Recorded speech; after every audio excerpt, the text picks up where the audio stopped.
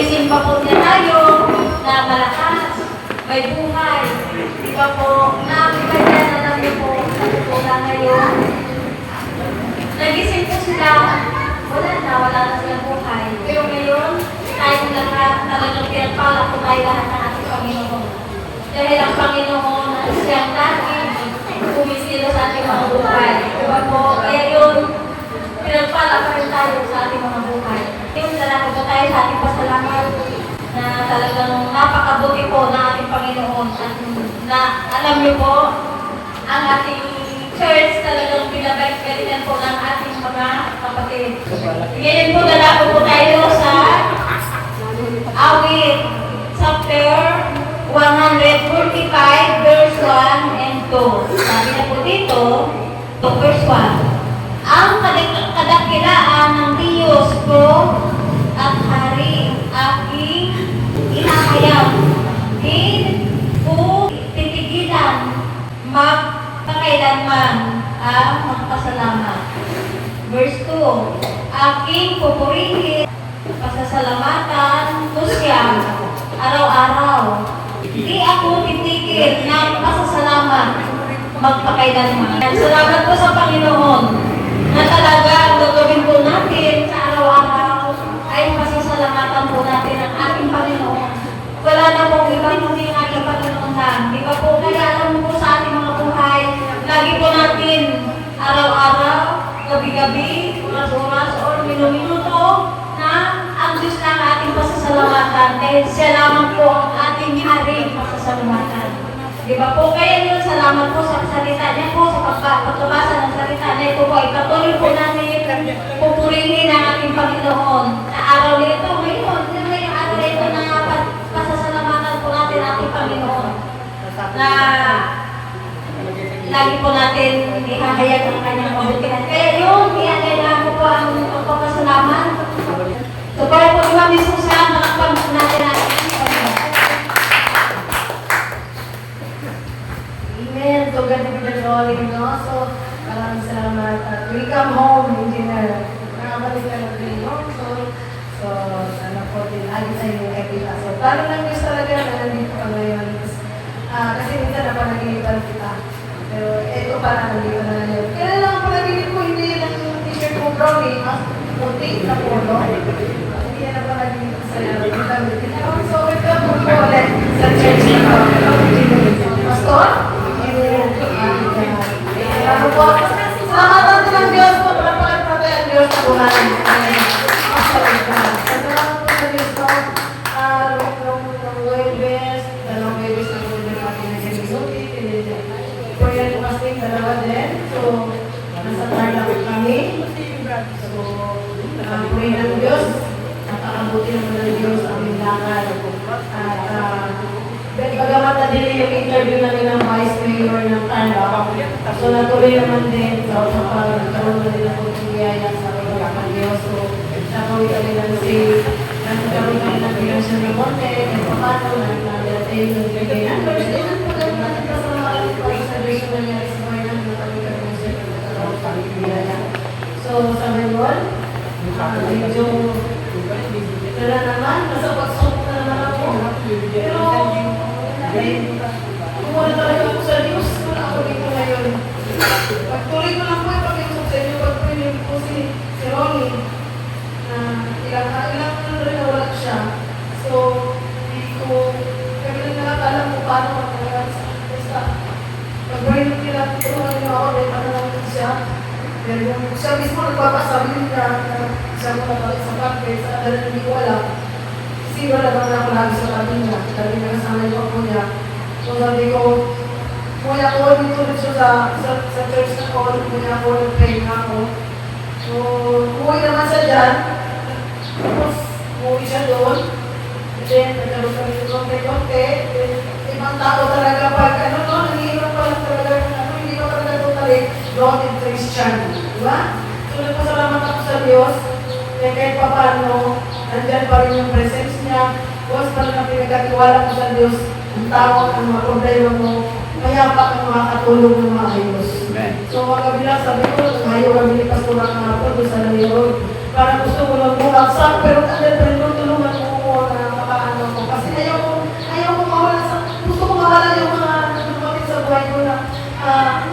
bata, yung tututut ako sa kanya habang may problema ako. Tapos kami tuloy sa kanya, ganito lang yung pakiramdam ko. Kung may problema ako, tumututut ako sa'yo. Wala ko pa ka ng sino ka to, mamiga, basta tumutut ako. Sabi ko lang naman sa akin, pero kung hindi ka tutuloy, mo ang dahil tutuloy ako sa Diyos. Sabi ko sa kanya. Kahit saan ka makarating, saan ako makarating, mahal mo sa akin. So, anyway, kasama pa doon. Kasama ka pa doon sa panahon. Sa gabi, pumunta ko doon sa tulog ko. Nakadalit ko tulog na sa computer. Tapos na, ang prayer sa akin. Salamat sa Diyos na sa dami na ginawa niya sa kaway ko. Hindi ko na natigulo naman ako. So, kung parang ko sila sa mga ako ng Diyos palagi, kahit hindi sila.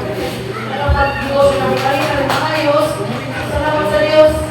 Salamat talaga sa Diyos. Kung hindi ka doon talaga sa buhay. Yan ang ginawa sa akin sa araw-araw. Salamat po. Ikaw po ulit. Pastor Ilan. Amen. Salamat po sa buhay po ni Mami Susan. Di ba po, narinig niyo po, kahit na may suliranin siya, may mga bigat siya, yun po ay talagang ginawa niya pa rin po ang ating Panginoon. Dahil yun po ang nararapat. Di ba po? Dahil hindi po magbibigay ang kapwa natin araw sa mga bagay-bagay na ipapagayapan natin, kundi ang Diyos lang. Di ba po? Kaya yun, basahin po natin ang Awit 55 verse 22. Sabi na po dito, ilaga kay Yahweh ang iyong suliranin, aalalayan ka, ipagtatanggol. Rin ang taong matuwid, di niya bibiguin. Di ba po? Talagang ano man po ang ating mga suliranin, hindi niya po ito hakayaan na manatili sa ating mga buhay. Di ba po? Kaya yun, salamat po sa buhay po ni Mami Susan. Sige po, sino pa po gusto mo pasalamat sa buhay po ni Mami Lulit. Palakpakan po natin ating Panginoon.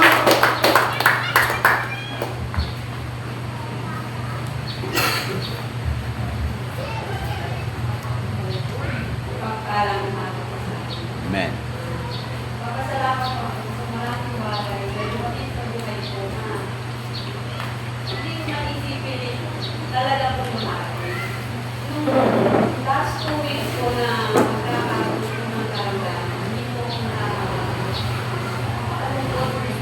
balunod dahil hindi ka nakakagalo dun sa mga gawain na importante ka. Bakit ka lang po ako nagbabagal?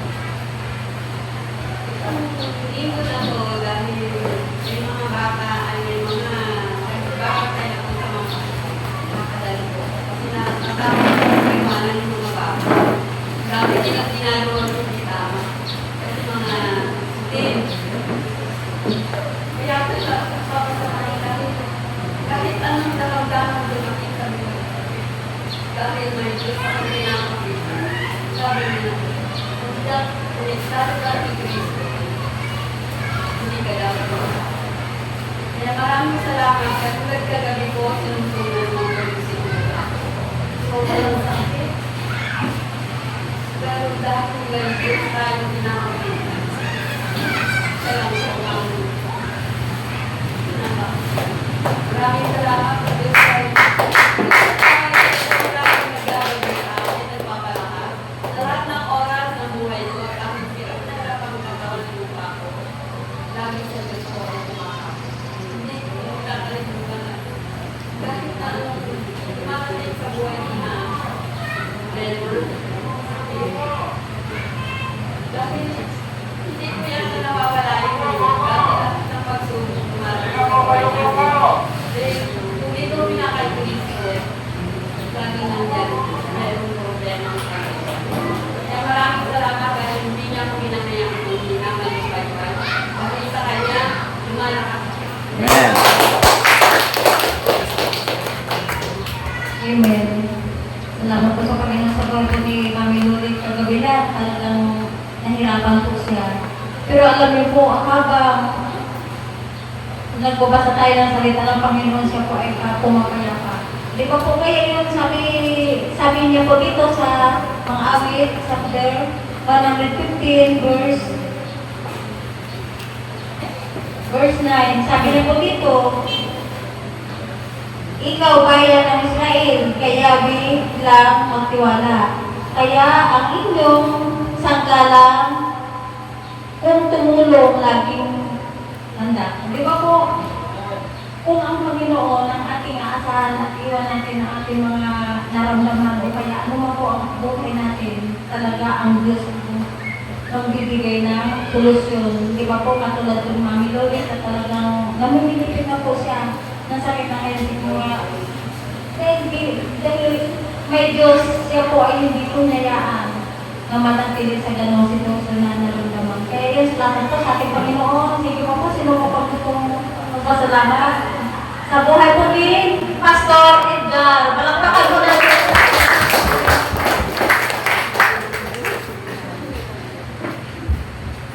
Amen. Namiss ko kayo. Salamat po sa Lord na nakating ako dito. Medyo matagal na panahon. 2 years na hindi po ako nakadalaw. Salamat sa Lord ito niya na bago ako umuwi ng Cebu, pinadala niya ako dito sa Jesus My Life. Kung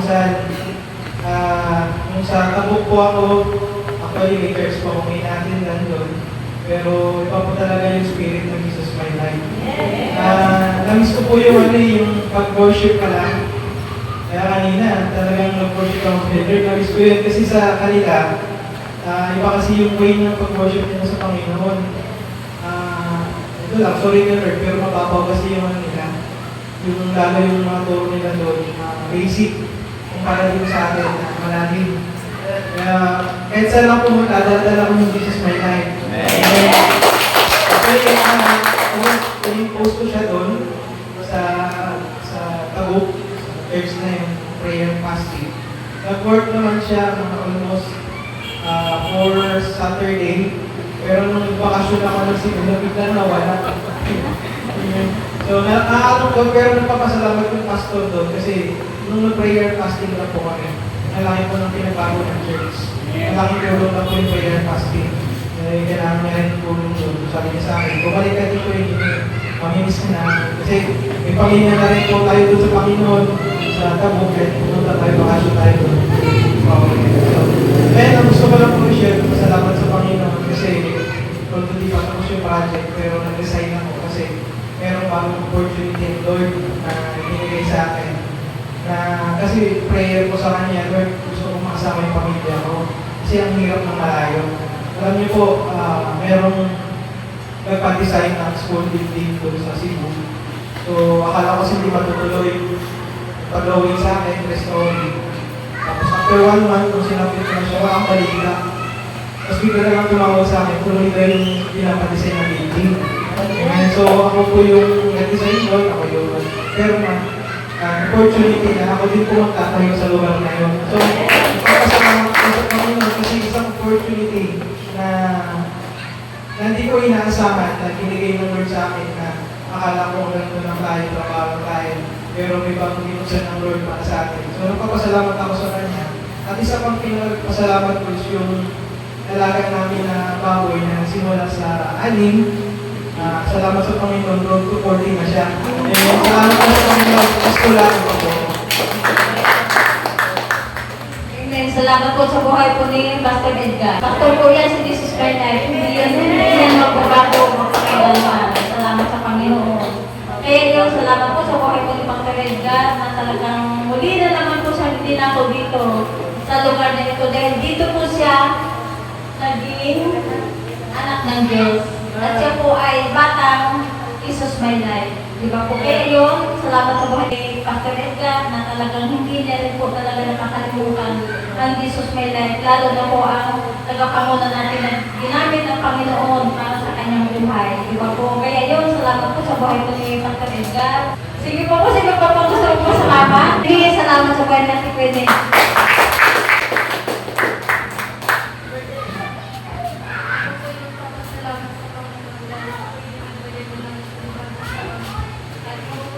Happy birthday. Happy birthday.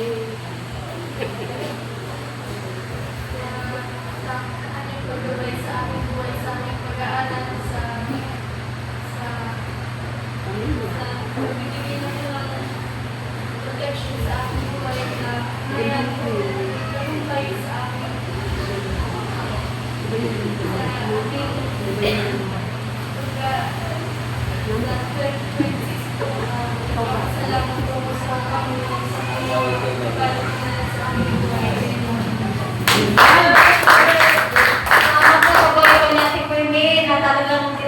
na naman tao ang kanyang buhay. Kaya yun, salamat. Siya po ay lumaki na rin po dito sa Jesus My Life. Di ba po? Kaya yun, salamat sa kanyang buhay, sa pagbasa po kayo sa akin sa awit 22 verse 9. Sabi niya po dito, Noong ako ay luwag, ikaw o Diyos ang patnubay mula pagkabata. Ako'y iyong hiningatan. O di ba po, hanggang ngayon, hiningatan si Ate Queenie. Kaya dito na po siya lumaki sa Jesus My Life. Di ba po? Kaya yun, salamat sa buhay po ng Ate Queenie na talagang patuloy po inaalagaan ng ating Panginoon mula pagkabata pa sa bata pa po siya, nandito na. Kaya yun, salamat sa Panginoon na talagang siya lamang po ang dapat natin pasalamatan na siya po ang nag-aalaga sa bawat isa sa atin. Kaya yun, salamat sa buhay ni Ate Queenie. Happy birthday! Isa na lang po, kasi wala na po tayong oras. Sa buhay po ni Brad Gates. Amen. Palakpakan po natin yung sa buhay po ni Brad Gates. Salamat po sa Diyos at sa pagkakataon na ako po magpapasalamat sa ating malaki ng Diyos na buhay.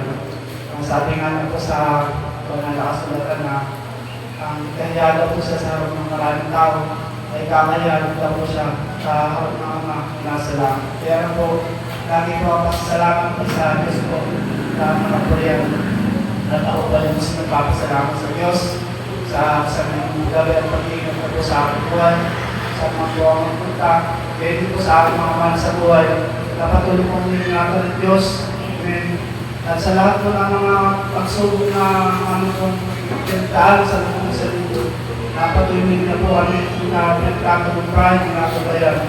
Salamat sa patuloy na kapatagan, napatuloy po namin na unasan, and ano po yung mga pinagdadaanan. Pinagdaan po lagi yung Diyos na gumagabay at nag-iingat po sa amin. At salamat po sa lahat ng mga mabuting bagay na po sa mga animalang, pagkabala, napatuloy po namin na unasan mula sa Amen. at ang lahat ng yan po ay sa Diyos po lahat. Salamat po sa Diyos. Amen. Salamat po sa Diyos sa buhay po ni Brad Gates na talagang ang Diyos din po ang talagang gumagabay sa Kanya. Nasabi niya po, kung kaya natin ating Panginoon, kaya din tayo ng Panginoon sa Kanyang amang nasa langit. Di ba po? Kaya yun, salamat po sa buhay po ni Brad Gates. Magpapagpasok po tayo sa Mateo 10:32. Sabi niya po dito, ang sinumang kumilala sa akin sa harapan ng Panginoon ng tao ay kikilalanin ko rin naman sa harapan ng aking amang nasa langit. O, di ba po? Biblia na po kayo sabi yan. Kaya yung huwag po natin ikahiya ang ating Panginoon. Amen. Lalo na sa harapan ng mga tao. Yun po ay patuloy po natin ikahayag ng kanyang kabutihan. Di ba po? Kaya yun, salamat po sa buhay po ni Brad Gates na talagang siya man din po ay talagang magiging pastor na din yan sa takdang panahon. Yun, salamat po sa buhay po ni Brad Gates. Isa na lang po ang sa buhay po ni sa buhay po ni Rose. Salamat po sa buhay ni Brad Gates.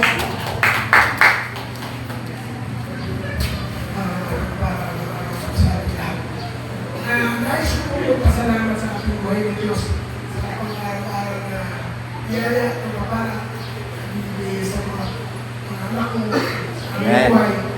Ang higit po sa lahat ay ang payapaan Amen. at kasiyahan.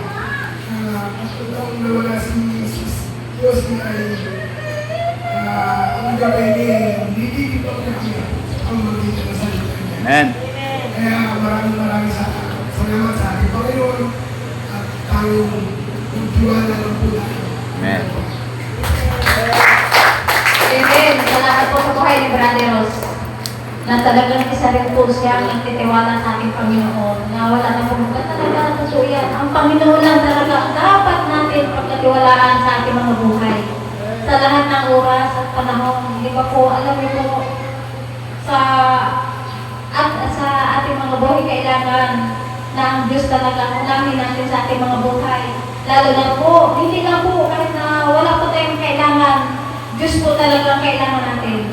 Unahin natin ang Panginoon bago ang kapwa natin tao. Di ba po? Kasi alam niyo po, bago ako lumapit sa kapwa ko tao, itinataas ko na yun sa Panginoon. Amen. na nawa, Panginoon, ano ang Panginoon ang magmula sa akin. Nahipuin niya po yung lalapitan ko. Pero alam niyo po, salamat sa Panginoon na hindi naman talaga nagpapagaya ang Panginoon, na talagang narin na po siya upang makinig sa ating mga dalangin. Sa Jeremiah 33. Kaya yun, salamat po sa Panginoon na talagang kapag sa Kanya lang tayo umasa, talagang may pag-asa tayong tatanggapin. Diba po? Sige po, isunod na po natin ang sunod na tatayo sa pangako sa buhay po ni Sir Marty.